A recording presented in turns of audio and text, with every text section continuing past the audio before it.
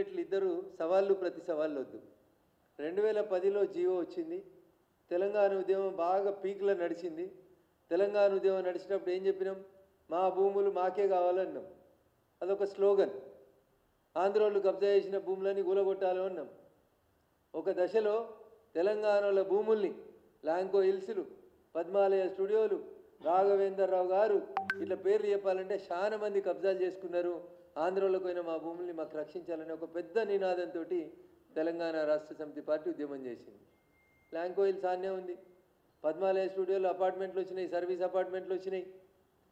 గొప్పగా చెప్పారు ఏమని?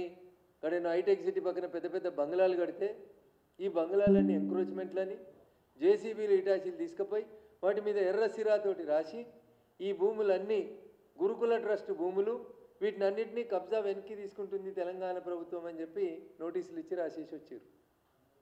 నేను అడుగుతున్న కేటీఆర్ని, 2014లో తెలంగాణ ఏర్పాటు అయిన తర్వాత అప్పుడు ఆంధ్రప్రదేశ్ హైకోర్టు ఒక జడ్జిమెంట్ ఇచ్చింది. ఇంకా హైకోర్టు బైఫర్కేట్ కాలేదు. హైకోర్టు ఒక జడ్జిమెంట్ ఇచ్చింది. ఎన్ కన్వెన్షన్కి సంబంధించినటువంటి చెరువుని గుర్తించి దాని మీద మార్కింగ్ చేసి సర్వే చేసి ఆ ఆక్రమణని తొలగించమని చెప్పింది. బాగా చదువుకున్నారు కదా కేటీఆర్ గారు. సెల్ ఫోన్లోనే అంతా కనబడుతుంది కదా, మీకు గూగుల్ మ్యాప్లు కనబడతాయి కదా.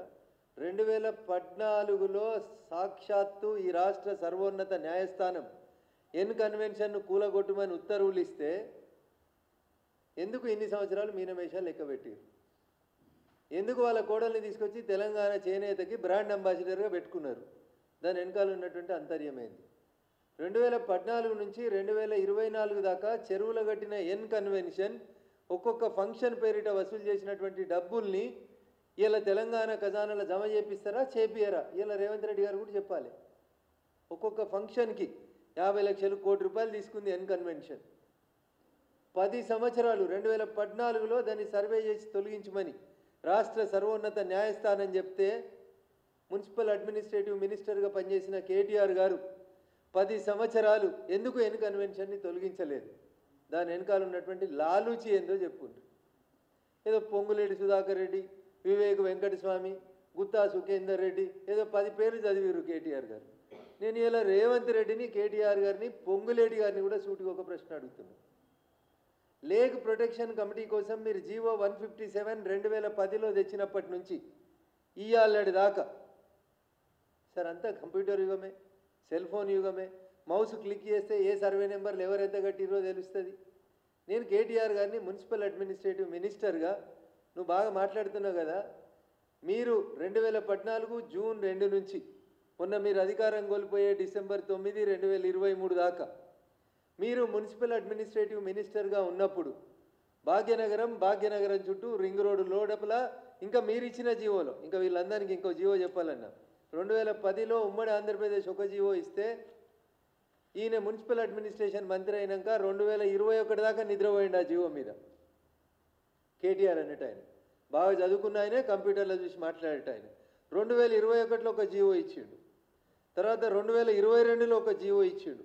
ఈ జీవోలో ఎంత మంచి ముచ్చట చెప్తాడని అయినంటే, government accordingly hereby appoint additional collectors of Hyderabad, Rangareddy, Medchal, Malkajgiri, Yadadri Bhuvanagiri, Medak, Sangareddy and Siddipet districts as the nodal officers and entrusts the responsibility of field work for the lake protection committee. 2021 లేచిండు అన్న ఆయన నిద్రలేసి. 2014లో ఎన్ కన్వెన్షన్ కూలగొట్టమని జడ్జిమెంట్ వస్తే 2021లో సిద్దిపేట జిల్లాను కూడా కలుపుకొని వేసిండు. మరి బావ ఏం చేసిండో బామ్మరి చేసిండో తెలియదు. ఇక 2022లో ఇంకో జీవో తెచ్చిండన్న ఇదే సారు. ఏమని? In view of the above the government hereby designate Shri C Sudarshan Reddy IAS, secretary municipal administration and urban development, as special commissioner lake protection on full additional charge basis for demarcation, protection, development, rejuvenation of the lakes within the GHMC and HMDA jurisdiction అన్నాడు. నేను అడుగుతున్నా ఇలా కేటీఆర్ని, నువ్వు municipal మంత్రి ఉన్న 10 ఏళ్లలో నువ్వు ఎంతమంది ఆంధ్రోళ్ళు బంగ్లాలు కడుతుంటే పర్మిషన్లు ఇచ్చినావు? మీరు పడగొట్టిన గురుకుల ట్రస్ట్ భూములలో మున్సిపల్ అడ్మినిస్ట్రేటివ్ మినిస్టర్గా నువ్వు తీసుకున్న చర్యలు ఎన్ని? ఇలా గురుకుల ట్రస్ట్ భూములు లేదా 100 ఫీట్ల రోడ్డుకి ఈ పక్క ఆ పక్క జేసీబీలు పెట్టి ఎర్ర బోర్డులు పెట్టే బంగ్లాలు ఎట్లున్నాయి ఎన్నడనే నువ్వు సమీక్ష చేసినవా? ఇలా పోయి పొంగులేటి ఇల్లు కొలువుండ్రి, గుత్తా సుఖేందర్ రెడ్డి ఇల్లు కొలువుండ్రి, వివేక్ గారి ఇల్లు కొలువుండ్రి. ఎందుకు మీ బీఆర్ఎస్ ఎమ్మెల్యేలు లేవా? కొలుమని నేను పేర్లు చెప్పాలనా? జొన్వాడ ఫామ్ హౌస్ ఎందుకు కూలగొడతలేవు నువ్వు? రాండ్రి కూలగొట్టుర్రి అని పిలుస్తాడు. పొంగులేటి అంటాడు నా ఇల్లును కూలగొట్టుర్రి రాండ్రి అని అడుగుతాడు. ఈ దొంగ డ్రామాలు ఎందుకు? హరీష్ రావు గారికి 111లో ఆస్తులు లేవా? కవిత గారికి లేవా? కేటీఆర్ గారికి లేవా? ఒక పొంగులేటిలకు గుత్తలకు వివేకులకే ఉన్నాయా? అంటే నేను ఇద్దరిని ఎవరిని ప్రొటెక్ట్ చేస్తుండ్రగన్నా అని మీకు డౌట్ రావచ్చు. నేనేం చెప్తున్నా అంటే ఇద్దరూ దొంగలే. కేటీఆర్ తిట్టినట్టు చేస్తాడు, రేవంత్ రెడ్డి కాపాడినట్టు చేస్తాడు.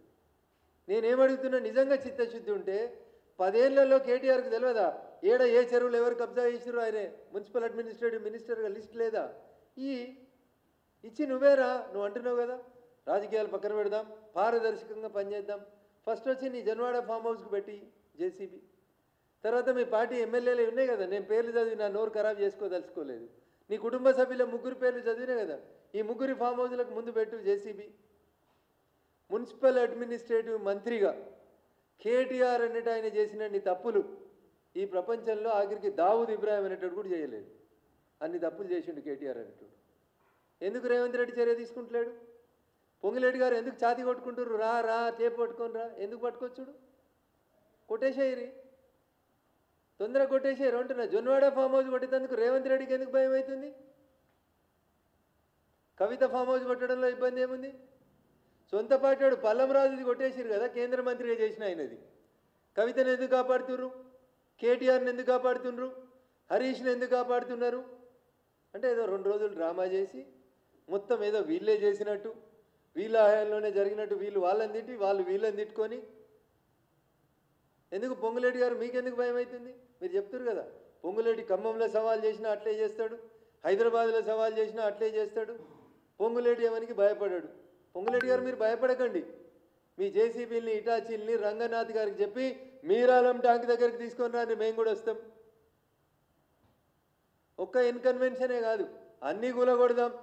నేను ఒక వకీల్గా చెప్తున్న పొంగులేటి గారు, మీకు 2014లో హైకోర్టు కూలగొట్టమన్న తర్వాత 2024 దాకా ఇన్కన్వెన్షన్ నడిపించి ఆదాయం తీసుకున్నటువంటి హీరోని ముక్కుమిండి ప్రతి పైసా ఆయన దగ్గర నుంచి వసూలు చేసి ప్రభుత్వ ఖజానాల కట్టూరి.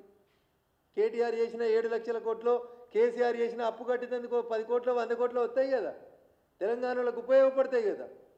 ఇవి కదా మీరు చేయాల్సినవి. నాలా ప్రొటెక్షన్ కోసం జీవోలు వస్తాయి కానీ ఈ రోజు దాకా మీరు పనిచేయలేదు, కేవలం ఆడంబరాల కోసం.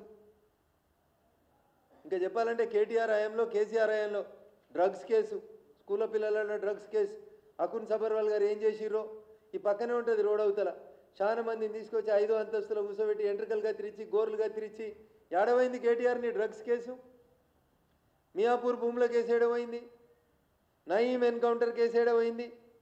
ఇట్లా చెప్పుకుంటూ పోతే చాలా ఉన్నాయి కేటీఆర్ గారి హయాంలో జరిగినాయి.